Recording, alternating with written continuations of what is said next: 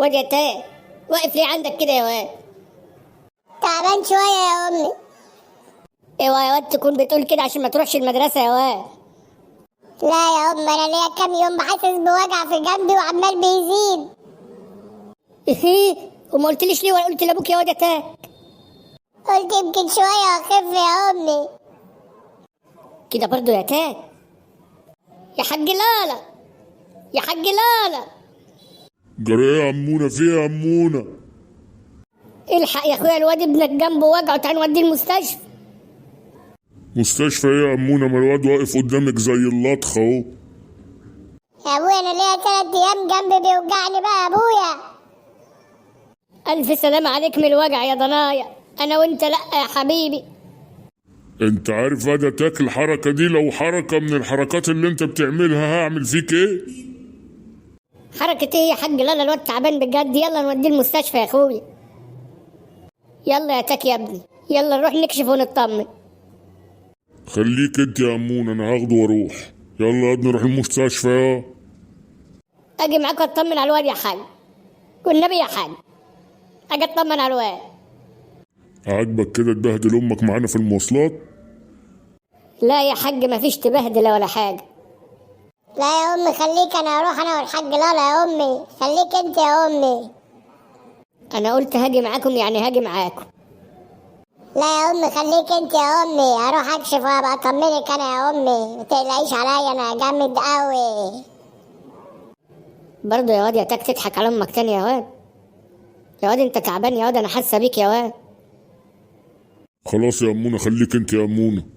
هنروح انا والواد دوت وهبقى اتصل بيكي من هناك اطمنك. يلا يلا تمشي قدامي يلا. ما تقلقش يا واد يا تاك، هتخف وتبقى زي الفل يا واد. طمنوني لما تخلصوا. إن شاء الله يا حاجة منى كميلة. ادخلي جهزلنا لقمة على ما نيجي. يلا سلموا عليكم. سلام ورحمة الله وبركاته. قلبي وكلني قوي عليك يا تاك يا ابني، استرها يا رب. خير يا حاج، ابنك بيشتكي من ايه بالظبط؟ بيقول جنبه وجع يا دكتور. ما تقول يا ابني الدكتور حاسس بايه بالظبط يا. سكاكين يا دكتور بتغزني في جنبي ليها 3 أيام، في جنبي الشمال يا دكتور. ما تقلقش يا حبيبي، خير ان شاء الله. انا هكشف عليك دلوقتي وهحتاجك تعمل لي اشاعات. ودي هنعملها فين الاشاعات دي يا دكتور؟ هنا جنبي في الغرفة التانية يا حاج. نخلص معاه هنا الأول ونكشف عليه، وهنعمل الإشاعات ونطمن إن شاء الله خير. ان شاء الله يا دكتور، ربنا يطمنك. يلا حبيبي ارفع الهدوم كده واكشف لي بطنك. حاضر يا دكتور. ما تقلقش يا، ده تاكا تبقى زي الفل يا. مش عايزك تقلق يا. يا ابويا انا مش قلقان يا ابويا، بس جنبي وجعني قوي يا ابويا بقى، يا حاج لالا بقى جنبي وجعني بقى. ما خلاص يا دي يا لوح يا ابن اللوح، بتعلي صوتك عليا ليه يا؟ ما الدكتور طمنا وهنشوف دلوقتي الاشاعه بتقول ايه، وهنرجع للدكتور تاني وهنروح. انا مش عارف دكتور الاشاعات اتاخر ليه. خليك ياض زي ما انت، هروح ابص على الدكتور واجي يا. طيب يا حاج لالا بس ما تتاخرش عليا. بسرعه ياض، هروح واجي تاني يا. خليك هنا ما تتحركش على ما اجيلك. حاضر يا حاج لالا، حاضر يا بابي. بابي يا ابن الحاجة منى. يا دكتور الاشاعات جه عمل الاشاعة وما طمناش ولا قال لنا حاجة، وبدور عليه مش لاقيه. يا حاج أنا عايزك تسمعني كويس. اتفضل يا دكتور انا سامعك. ابنك يا حاج عنده مشكلة كبيرة في جنبه، عنده الطحال انفجر من أسبوع تقريبا. بتقول يا دكتور؟ ده انفجر ازاي ده؟ مش هي دي المشكلة يا حاج، احنا هنعمل له عملية ونستأصل له الطحال، لكن المشكلة ان في ورم على البنكرياس، وده مش عارفينه اذا كان ورم حميد ولا ورم خبيث. يا نهار اسود. والحل يا دكتور؟ الوضع يضيع مني ولا ايه؟ لا يا حاج ان شاء الله هنلحقه، بس انا عايزك تطمن الولد وما تحسسوش بأي حاجة، عشان أهم حاجة بالنسبة لنا دلوقتي الحالة النفسية للمريض. يعني لازم يتعمل له عملية يا دكتور؟ والعملية دي نسبة نجاحها قد ايه؟ ما اكدبش عليك يا حاج، نسبة نجاحها ضعيفة جدا، وكتير من الناس بيعملوا العملية دي وأنا آسف بيموتوا. ايه؟ بيموتوا يا دكتور؟ يعني ابني هيموت؟ رحت فين يا ابويا؟ انا تعبان بقى يا ابويا. هروح ادور عليك ولا ايه يا ابويا؟ قلت مش هتتاخر عليا يا حاج لالا. هروح ادور عليه ودكتور الاشاعات عند الدكتور. ادور عليك فين دلوقتي بقى؟ يعني ايه يا دكتور؟ الواد كده هيضيع من ايدي ولا هنعمل ايه؟ أنا آسف يا حاج إن أبلغك إن ابنك مسألة أيام في الدنيا، وربنا يصبرك. ايه؟ يعني انا هموت؟ انا هموت؟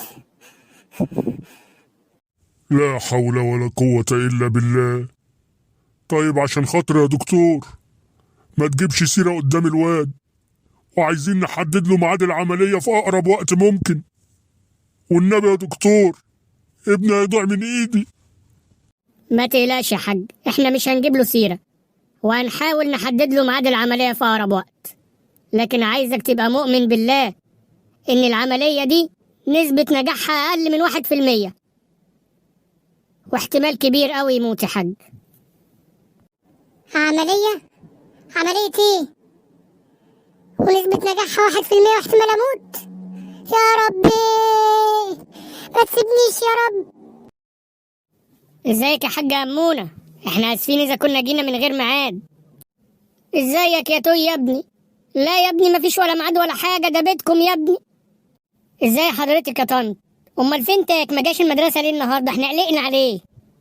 تاك جنبه وجعه وابوه خده راح بالمستشفى يا ابني يكشف عليه. جنبه وجعه؟ من امتى الكلام ده يا حاجة؟ ومحدش قال لنا ليه؟ طيب يا حاجة أمونة مش كان واجب تعرفونا يا حاجة؟ كنا رحنا معاه واطمنا عليه. ما هو ما قالناش يا ابني، ولما الوجع زاد عليه اتكلم. لو كنا عارفين كنا كلمناكم ورحتوا معاه. هو الحاج راح معاه وان شاء الله يطمنا. هما زمانهم جايين دول راحوا من بدري يا ابني.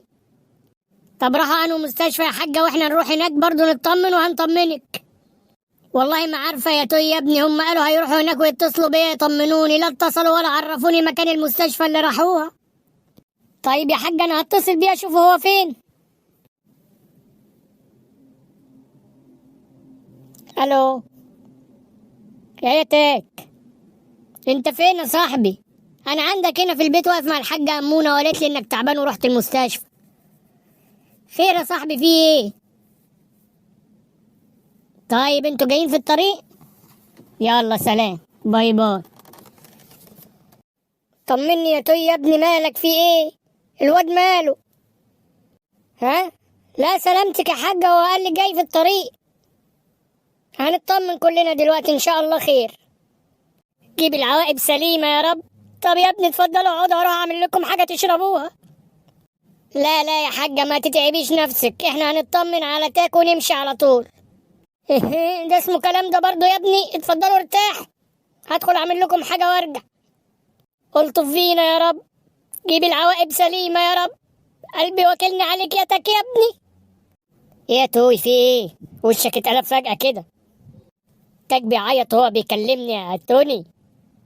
تاك شكله تعبان قوي يا توني. طيب وبعدين يا صاحبي هنعمل ايه؟ هنستنى لما يجي ونطمن نشوف فيه ايه. مالك يا حاج لالا؟ حزين ليه كده؟ والدكتور قال لك حاجة عليا ولا ايه؟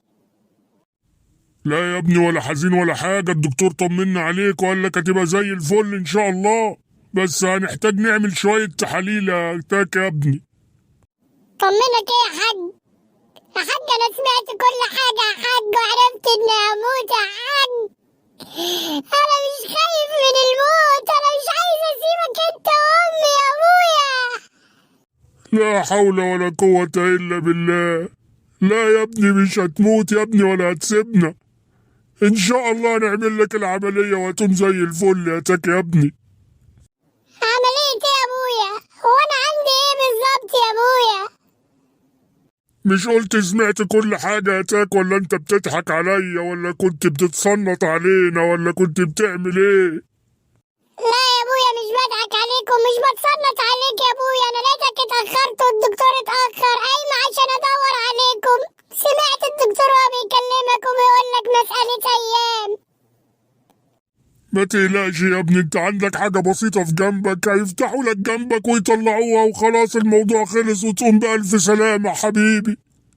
طب خلاص بقى يا حاج لالا ما تعيطش بقى يا حاج لالا. خلاص يا ابني ما بعيطش. هو مين اللي كان بيتكلمك في التليفون دلوقتي؟ ده توي يا ابويا جاي البيت عندنا بيطمن عليا عشان ما روحتش المدرسة النهارده يا ابويا. يلا بينا بقى علشان نلحق نقعد معاهم شوية وما تجيبش قدامهم سيرة يا ابويا عشان خاطر ان انا هعمل عملية يا ابويا، عشان خاطر يا ابويا. وبلاش تعرف الحاجة أمونة لا تتعب ولا تروح فيها ولا يجرالها حاجة بعد الشر عليها يا ابويا. يا ابني امك لازم تعرف يا ابني، امك حاسة بيك من قبل ما تخرج من البيت يا ابني. طب يلا يا حاج نركب اي حاجة مش هستنى الاتوبيس، انا جنبي وجعني يا حاج بقى. ألف سلام عليك يا حبيبي، إن شاء الله أنا وأنت لأ يا ابني.